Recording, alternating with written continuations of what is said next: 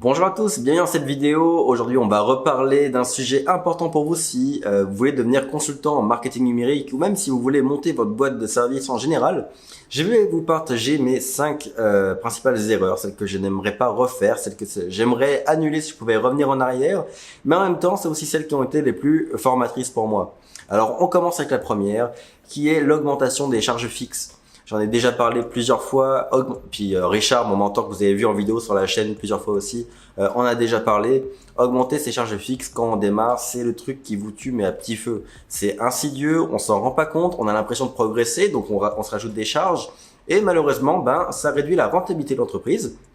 Et donc, si vous avez vu la dernière vidéo où on parle des profits, de la gestion des profits, quand on baisse la rentabilité, le problème c'est qu'on se met en difficulté pour les moments où l'argent rentrera un peu moins facilement que d'habitude.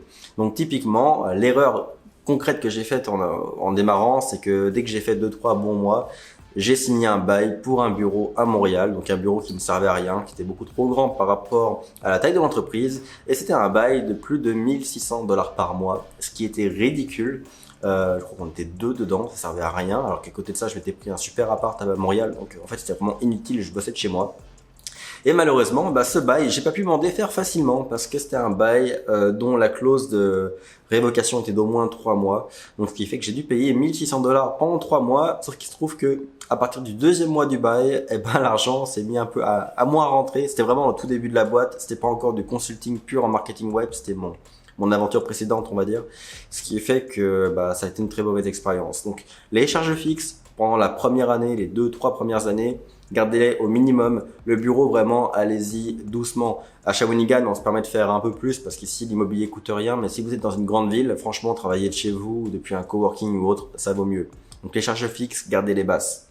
La deuxième erreur que j'ai fait, que je ne referai pas, c'est le fait de m'éparpiller, de me diversifier en fait. Sauf que ça diversifier, je me rends compte qu'on ne fait pas au début. On se diversifie en tant qu'entrepreneur, qu'on a déjà atteint un certain seuil de succès dans un premier projet, éventuellement, et qu'on veut faire autre chose. Mais quand je parle de succès, je parle d'une boîte qui se suffit à elle-même. Quand on arrive à rendre sa boîte autonome, c'est-à-dire qu'elle tourne toute seule, même quand l'entrepreneur n'est plus là, là, on peut penser à faire un autre projet. Mais quand la boîte commence à lever un peu, à faire de l'argent, c'est pas le moment de la laisser tomber et d'aller faire autre chose. Malheureusement, c'est ce que j'ai fait 2 fois pendant la première année d'entreprise. Dès que j'ai atteint un certain palier intéressant à plus de 5 chiffres mensuels, j'ai commencé à délaisser le consulting pour aller sur d'autres projets, e-commerce, dropshipping, etc. C'était pour tester, c'était pour mettre en place des trucs niveau marketing numérique. C'était vraiment parce que j'étais dans la vibe YouTube, etc. Ça a pas duré longtemps, ça a duré à peine 2-3 mois. Mais je regrette parce que c'est 2-3 mois de plus que j'aurais pu investir dans ma croissance. C'est un moment où la boîte, donc le consulting, a baissé un peu en termes de chiffres et les autres projets n'ont pas levé parce que simplement s'éparpiller comme ça, c'est bon pour aucune des boîtes. On appelle ça aussi le Shiny Object Syndrome. C'est en gros, c'est quand quelque chose brille, on a envie d'y aller. Évitez, ça sert à rien. Prenez-vous un projet qui a du potentiel, qui vous plaît, mettez-vous à fond dedans et amenez-le à un beau résultat. Et quand la boîte est autonome et vous rapporte, pourquoi pas envisager un autre projet, mais c'est vraiment pas un truc à faire dès le début. Et surtout pas dans la première année. Dans la première année, vous devez être focus, être à fond en croissance et s'arrêter là, quoi. Donc c'était la deuxième erreur. Et maintenant, on va passer à la troisième, qui est l'embauche. Malheureusement, j'ai raté quelques embauches pendant les débuts de la boîte. Et bon, certaines embauches n'ont pas été des gros échecs. C'est-à-dire que c'est normal d'embaucher quelqu'un, que ça colle pas, ça dure 5-6 mois et puis ça se sépare. Par contre, il y a une chose que j'ai fait avec une de mes dernières embauches, c'est que j'ai complètement délaissé le service auquel j'ai embauché la personne. C'est-à-dire que concrètement, c'était une embauche pour de la vente. Et à l'instant où je l'ai embauché, j'ai délaissé la vente. Ce qui fait que malheureusement, la personne n'a pas réussi à ramener de résultats. Ce qui fait que de mon côté, comme j'avais délaissé le service, les résultats ne sont pas rentrés non plus par mois. Ce qui fait que la vente a été mise à zéro pendant 2 mois. Et ça, c'est un impact qui a eu des conséquences pendant 6 mois en fait. C'est-à-dire que pendant 2 mois, il n'y a aucune vente qui est rentrée parce que j'ai tout délaissé en pensant que la personne allait le gérer. Et ça s'est ressenti financièrement pendant les 4 mois qui ont suivi. Donc quand vous embauchez quelqu'un, mon conseil, c'est de rester présent, de continuer de gérer le service. Par exemple, si vous embauchez quelqu'un pour un commercial pour faire des ventes, continuez de gérer les ventes de votre côté. À la limite, voyez la personne en plus comme un surplus, c'est-à-dire qu'elle fera des ventes en plus d'habitude. Mais surtout, n'abandonnez pas le service immédiatement. Vérifiez la compétence et puis les retours, le retour sur investissement de la personne. Et une fois que tout est beau, continuez simplement. Là, vous pouvez commencer à la laisser aller toute seule. Et puis, de votre côté, passer à autre chose, soit de la production, soit à des réflexions plus stratégiques. Mais voilà. Et puis, entre parenthèses, la vente est quelque chose que vous devriez vraiment déléguer en dernier. Je l'ai appris à mes dépens cette année. La vente est un des sujets, enfin, en fait, c'est le truc vital pour une boîte. Donc, c'est le sujet qui devrait intéresser l'entrepreneur. Mais on en reparle à la fin pour la 5e erreur. Ma 4e erreur, celle que je ne referai pas, c'est de ne pas avoir assez dit non à certains clients. C'est-à-dire qu'il y a des clients qui m'ont littéralement mis mal à l'aise avec moi-même pendant longtemps, pendant plusieurs mois. En fait, simplement, j'étais pas heureux de me lever le matin et de bosser parce que je n'étais pas heureux avec les clients que je traitais. C'est arrivé il y a presque 2 ans maintenant, hein. Ça fait 2 ans que c'est pas arrivé, évidemment. Mais dans ma première année, j'acceptais un peu n'importe quel contrat. Alors, le problème n'était pas au niveau du client, hein. Le client, il était pour rien. Le problème, c'est que j'acceptais un peu n'importe quel type de contrat. Je ne faisais pas que mon expertise qui est le web et la publicité, etc. Je faisais aussi des trucs comme de l'image de marque, etc. Et ça, c'est pas mon métier, c'est pas mon expertise, donc j'étais pas à l'aise là-dedans. Et donc, malheureusement, mes délais se rallongeaient, la qualité était pas au rendez-vous comme quand je faisais du web pur. Et j'étais pas à l'aise avec tout ça. Ça s'en est ressenti. La relation s'est dégradée avec le client. J'arrivais pas à lui dire non quand il me demandait de faire quelque chose. Si je lui disais non, il me le reprochait. Bref, une relation assez instable s'est mise en place, assez nocive. Et ça, je l'ai fait durer beaucoup trop longtemps. Donc aujourd'hui, l'erreur que je ne referai pas, c'est de dire oui à tout.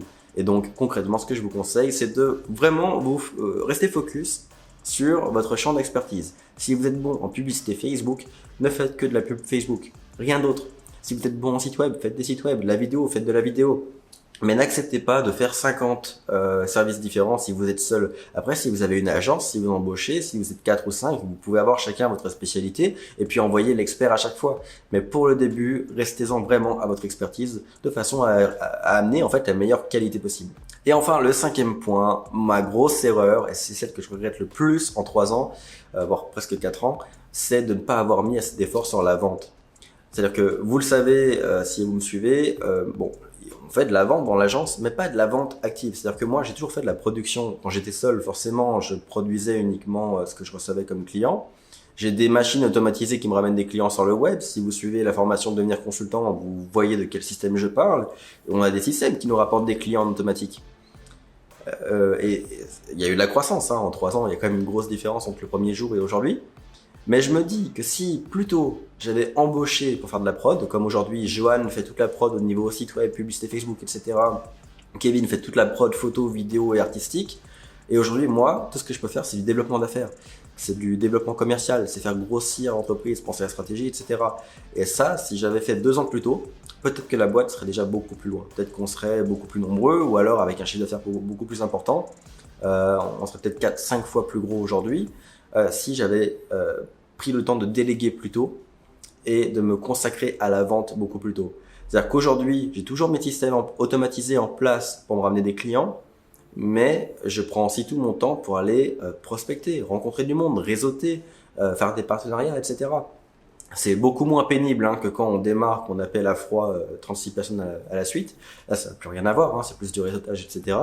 D'ailleurs, peut-être qu'on fera des vidéos consacrées à la vente, mais c'est même plaisant, pour tout vous dire, c'est que j'organise des conférences, je vais visiter des régions où je pense qu'ils ont besoin de moi, je vais rencontrer les villes. C'est un sujet, la vente, qui maintenant est mis en avant dans mon emploi du temps et dans mon quotidien, et qui aurait dû l'être bien avant. C'est la grosse erreur. D'ailleurs, en parlant de vente, pour ceux qui sont membres de la formation Devenir consultant, il y a des modules qui vont bientôt sortir. On a rencontré une experte de la vente qui arrive à faire des trucs de ouf avec son agence. On va essayer de la faire participer à la formation, filmer ses conseils, etc. Ça sera des modules bonus dans la formation. Et peut-être aussi qu'on essaiera de faire une vidéo YouTube avec elle pour partager tout ça ici. Je pense que dans les prochaines semaines, ça devrait être en ligne. Mais vraiment, je vais parler de plus en plus de vente parce que je me rends compte que c'est le truc qui fait la différence avec un consultant qui va faire 5 000, 6 000 par mois, un consultant qui va faire 15-20 000 et une agence qui va faire 2 millions. La seule variable dans tout ça, c'est la vente. c'est la capacité à aller chercher de la clientèle et à nourrir une entreprise. Et en fait, la différence entre un consultant et une agence, c'est que l'agence, après, il y a du monde pour produire. Ça devient une machine de production, alors que le consultant fait tout. Mais même un consultant bon en vente peut se permettre de choisir ses contrats, de faire monter ses prix. Et le même consultant qui bosse le même 50 heures par semaine peut faire 6 000 ou 15 000 selon ses capacités à se vendre. Donc c'est vraiment un sujet qu'il faut qu'on approfondisse sur la chaîne. On va en parler de plus en plus.